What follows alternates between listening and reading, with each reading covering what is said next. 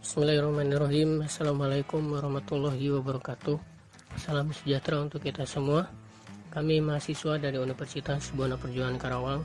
Video ini dibuat untuk menyelesaikan salah satu tugas kelompok di mata kuliah Hukum Perdagangan Internasional dengan dosen pengampu Bapak Muhammad Abbas, SAMH.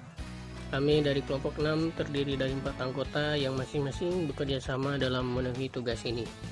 Langsung saja, inilah dia video presentasi dari kami. Tapi sebelum kita membahas lebih lanjut, izinkan kami perkenalan terlebih dahulu. Saya sendiri, Alfi Ramdhani, selaku moderator pada kelompok ini. Kemudian ada Ari Supriyadi Sanjaya, Intan Alpido, Lia Listiana. Kami dari kelompok 6 akan membahas tentang regulasi pelarangan subsidi dan safeguard. Baik, yang pertama saya akan menjelaskan pengertian regulasi pelarangan subsidi dalam perdagangan internasional. Subsidi dalam perekonomian diartikan sebagai bantuan atau insentif yang diberikan pemerintah suatu negara kepada para pelaku ekonomi di negaranya. Bantuan tersebut dapat berupa keringanan dalam perpajakan dalam bentuk penangguhan pembebasan pembayaran pajak, bantuan berupa pembatasan biaya masuk atau tarif impor, bantuan berupa keringanan bunga kredit perbankan, bantuan miniatur seperti pemberian bonus uang kepada produsen ekspor untuk setiap volume produksi yang berhasil diekspor, yang dikenal dengan sebutan subsidi ekspor, bantuan biaya riset dan pengembangan teknologi, dan sebagainya. Selanjutnya, tujuan pemberian subsidi menurut F.Eli Erawati. Pemberian subsidi pada dasarnya mempunyai dua tujuan, yaitu yang pertama untuk mendorong pertumbuhan ekspor. Maksudnya ialah agar pengusaha yang memperoleh subsidi dapat memproduksi produknya dengan biaya yang lebih rendah atau murah, sehingga produk tersebut dapat diekspor dengan harga yang dapat bersaing dengan produk serupa dari negara pengimpor dari negara ketiga lainnya. Yang kedua, untuk mengurangi impor. Artinya bahwa pemberian subsidi terhadap komponen produk tertentu yang diproduksi di dalam negeri mendorong produsennya untuk tidak lagi membeli komponen produk serupa dari luar negeri. Meskipun demikian, subsidi seperti ini tidak menjamin bahwa produk lokal tersebut akan benar-benar baik kualitasnya dan rendah harganya dibandingkan dengan produk impor. Selanjutnya, pengaturan subsidi dan tindak imbalan. Dasar hukumnya, masalah subsidi diatur dalam artikel 16 GATT 1947, kemudian dielaborasi dalam Persetujuan tentang Subsidi dan Tindak Imbalan tahun 1994, GATT WTO artikel 16, merupakan bagian dari hasil persetujuan dalam perundingan multilateral peraturan Uruguay pada tahun 1994. Sementara, subsidi yang berkaitan dengan produk pertanian diatur secara khusus dalam Agreement on Agriculture tahun 1994. Kedua agreement tersebut berlaku berbarengan. Selanjutnya, dalam tata hukum nasional, subsidi telah diatur dalam Undang-Undang Nomor 10 Tahun 1995 tentang kepabeanan, yang kemudian diubah lagi dengan Undang-Undang Nomor 17 Tahun 2006 tentang perubahan Undang-Undang Nomor 10 Tahun 1995 tentang kepabeanan.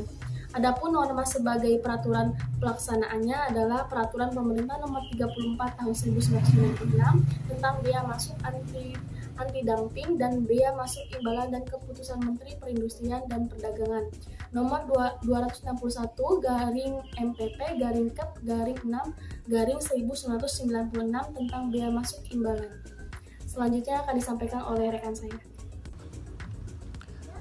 Kriteria subsidi yang masuk dalam pengawasan WTO. Yang pertama, kontribusi finansial yang berasal dari pemerintah seperti hibah, pinjaman, penyertaan modal, pengalihan kewajiban atau modal. Misalnya jaminan utang, pengalihan pemasukan kas negara, misalnya pengurangan penghapusan pajak, penyediaan barang atau fasilitas, pelayanan yang bukan berupa barang atau sarana publik. Yang kedua, khusus bidang pertanian, subsidi dianggap jika terdapat apa yang disebut sebagai price support atau income support. Yang ketiga, subsidi tersebut harus menimbulkan keuntungan bagi pihak yang menerimanya. Keempat, subsidi tersebut harus bersifat spesifik.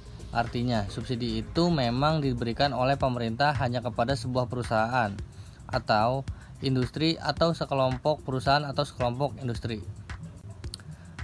Untuk menentukan apakah subsidi itu spesifik atau tidak, haruslah diperhatikan persyaratan sebagaimana diatur dalam artikel 2, yaitu apabila pemerintah atau peraturan perundang-undangan yang mendasarinya menyebut secara eksplisit pembatasan akses untuk mendapatkan subsidi hanya kepada sekelompok perusahaan tertentu. Apabila pemerintah atau peraturan perundang-undangan yang mendasarinya menetapkan seperangkat persyaratan atau kriteria yang harus dipenuhi untuk dapat memperoleh subsidi serta menyebut pula jumlahnya, maka subsidi itu termasuk spesifik. Namun, harus diperhatikan bahwa persyaratan atau kriteria yang disebut dalam peraturan perundang-undangan itu diterapkan secara tegas dan transparan. Jenis kelompok subsidi. Menurut Agreement of Subsidy and Countervailing Measure, bahwa jenis subsidi meliputi yang pertama, subsidi yang terlarang dalam artikel 3, yaitu A. Kelompok subsidi yang diberikan kepada pelaksana ekspor, misalnya subsidi ekspor. Yang kedua, kelompok subsidi yang diberikan untuk pemakaian produk lokal sebagai pengganti produk impor. Larangan subsidi ini tidak berlaku bagi negara berkembang dalam jangka waktu 5 tahun dan negara terbelakang selama jangka waktu 8 tahun.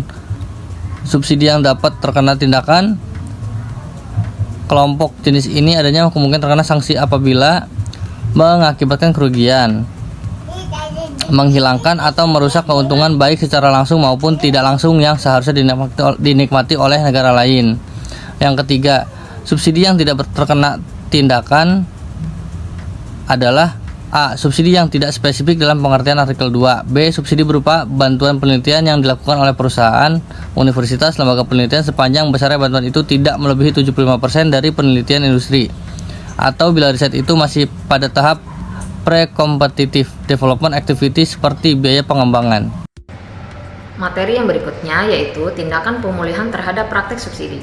Tindakan pemulihan terhadap adanya praktik subsidi dapat dilakukan pada 3 jenis subsidi, yaitu yang pertama, subsidi yang dilarang atau prohibited subsidies, artikel 4, tindakan dan prosedur pemulihan terhadap jenis subsidi yang dilarang. Yang kedua yaitu subsidi yang dapat terkena tindakan atau actionable subsidies, artikel 7. Tindakan pemulihan pada subsidi ini pada prinsipnya sama seperti alternatif pemulihan pada prohibited subsidies di atas, yaitu yang pertama kerugian pada industri domestik, yang kedua hilang atau berkurangnya keuntungan yang seharusnya diperoleh negara tersebut, yang ketiga yaitu kerugian yang serius terhadap kepentingan negara tersebut. Yang berikutnya yaitu yang ketiga subsidi yang tidak terkena tindakan atau non-actionable subsidies, artikel 9. Jenis subsidi ini pada dasarnya tidak tergolong membahayakan. Namun, apabila suatu negara yang merasa bahwa subsidi tersebut menimbulkan efek buruk yang serius bagi industri domestiknya, maka negara itu berhak meminta konsultasi dengan negara pemberi subsidi untuk mencari solusi bersama. Yang berikutnya yaitu kebijakan pemberian subsidi. Dalam upaya pemberian subsidi guna mendorong pertumbuhan ekspor, pemerintah suatu negara wajib memberitahukan terlebih dahulu secara tertulis kepada para eksportirnya. Hal ini diatur dalam artikel 16 section 1, menyatakan shall notify the contract parties in writing of the extent and nature of the subsidization of estimated effect of the subsidization on the quality of the effective product or products imported into or exported from its territory and of the circumstance making the subsidization necessary. Kemudian yang berikutnya, proses penerapan bea masuk imbalan. Yang A, penyelidikan dan pembuktian. Adanya kerugian penyelidikan dan pembuktian mengenai adanya kerugian material sebagai akibat dari produk impor subsidi merupakan bagian dari proses penerapan bea masuk imbalan.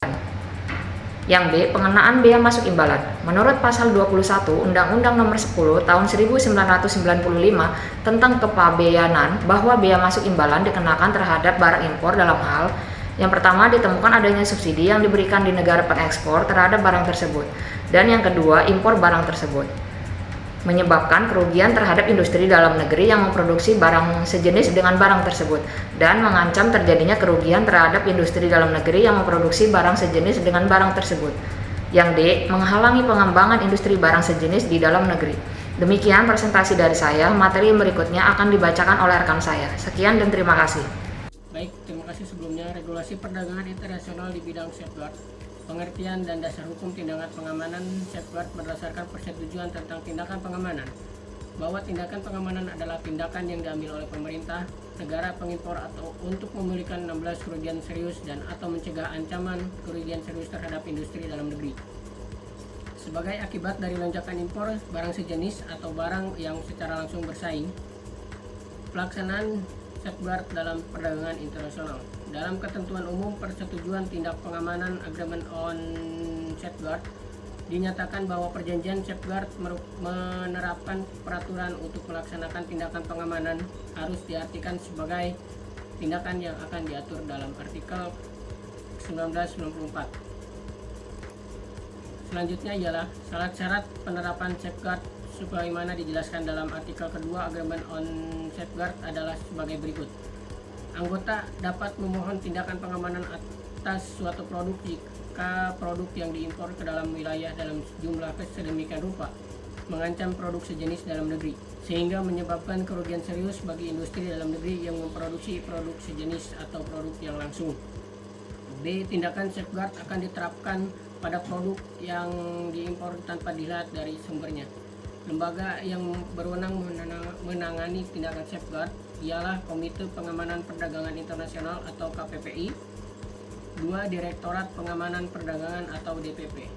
Kesimpulannya ialah penerapan tindakan pengamanan safeguard measure memberikan kesempatan kepada negara anggota untuk menaikkan tarif di atas tingkat yang telah disepakati.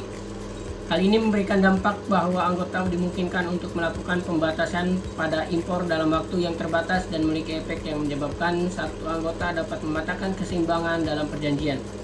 Untuk mengembalikan keseimbangan, negara anggota yang menerapkan tindakan pengamanan harus memberikan kompensasi di bidang lain untuk mengatur keseimbangan dalam perjanjian tersebut. Kompensasi ini dilakukan dengan menurunkan tarif di satu atau beberapa bidang lain. Dengan dilaksanakannya persetujuan di bidang safeguard, maka setiap negara dapat menerapkan tindakan pengamanan terhadap produk domestiknya apabila industri dalam negeri tidak mampu bersaing sehingga mengalami kerugian serius akibat membanjirnya produk impor. Baik, itulah kesimpulan yang dapat kita ambil dari pemaparan rekan-rekan kami kelompok 6 HK20C. Kiranya dalam hal ini Bapak Muhammad Abbas selaku dosen pengampu dapat memberikan pengoreksian kemudian penilaian kepada kami sehingga apa yang telah kami sampaikan di sini bermanfaat untuk kami semua. Kurang lebihnya mohon maaf. Wabillahi taufiq wal hidayah. Wassalamualaikum warahmatullahi wabarakatuh.